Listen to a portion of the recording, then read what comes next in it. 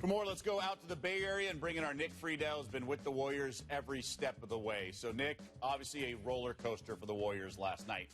Huge comeback win to extend the NBA Finals. That's after losing Kevin Durant, possibly maybe even for a full year.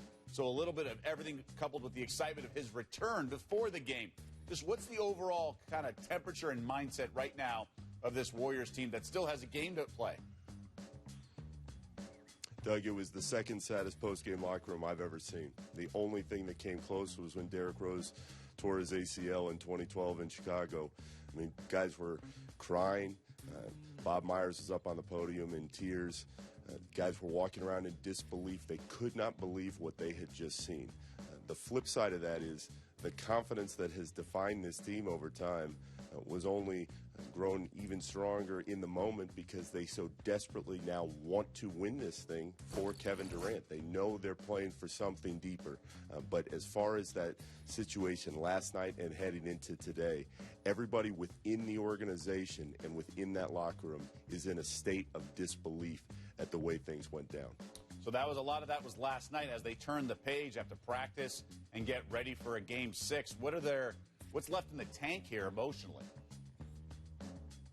They're going to find out. It didn't seem like there would be much, but they're banking on the adrenaline and the emotion of a game at Oracle, Doug, that a lot of people didn't expect to happen after Toronto came in and won those two a few days ago. They're relying on what has gotten them through over the years. They're relying on the experience that they've been through, highs and lows, to make sure that they get to this next stage. But we're going to find out early in that game because Steph said, I can't sit up here and predict that we're going to win and guarantee it.